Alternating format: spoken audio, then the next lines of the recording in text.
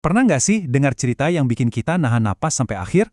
Nah, kali ini kita bakal nyelam ke salah satu kisah paling menegangkan dari koleksi legendaris 1001 Malam. Siap-siap ya, ini adalah perjalanan tentang kepercayaan, misteri, dan sebuah rahasia yang bakal bikin kaget.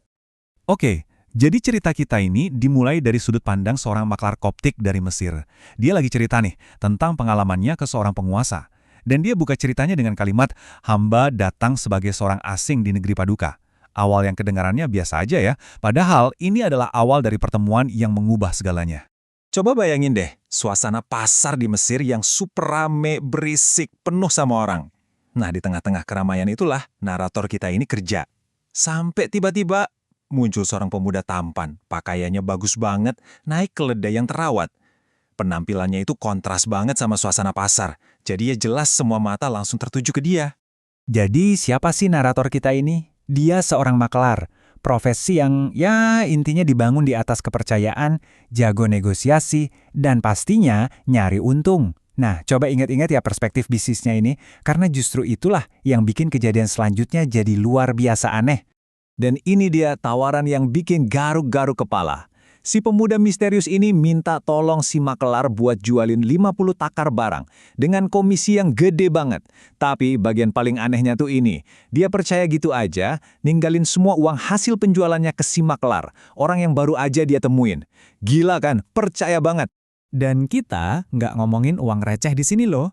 Total nilai barang yang berhasil dijual itu mencapai 5.000 dirham. Ini tuh jumlah yang gede banget pada zaman itu. Kebayang nggak sih uang sebanyak itu dipercayain gitu aja ke orang asing? Oke, setelah si maklar ambil bagiannya, sekarang dia megang 4.500 dirham. Uang milik si pemuda tadi. Terus si pemuda itu ngilang. Lenyap gitu aja. Ninggalin hartanya tanpa jaminan apa-apa. Coba bayangin deh bingungnya si maklar.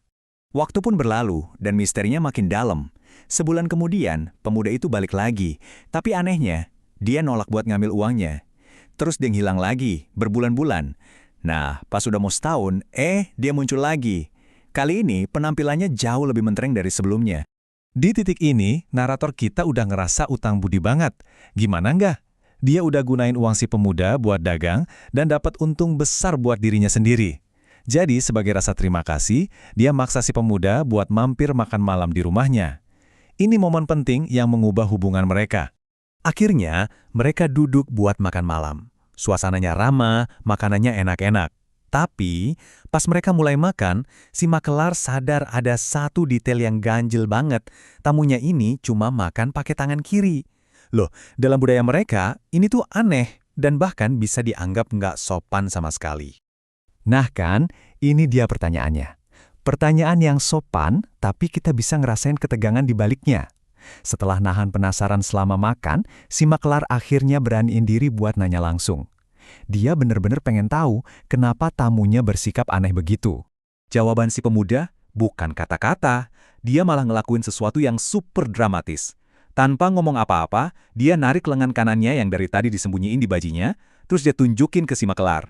Dan disitulah jawabannya, singkat, jelas, dan mengerikan. Tangan kanannya buntung, terpotong di pergelangan tangan. Dan seketika itu juga, semua misteri selama setahun, kepercayaan buta, kelakuan aneh, semuanya seakan terjawab dalam satu momen yang bikin syok ini. Tentu saja, satu jawaban ini malah memunculkan pertanyaan yang jauh lebih besar dan lebih dalam. Dan dengan pertanyaan terakhir dari narator kita inilah, kita akhiri pembahasan kali ini. Khas banget kan gaya 1001 Malam? Kita ditinggalin dengan cliffhanger yang bikin penasaran. Jadi bertanya-tanya, apa sih kisah tragis di balik tangan yang terpotong itu?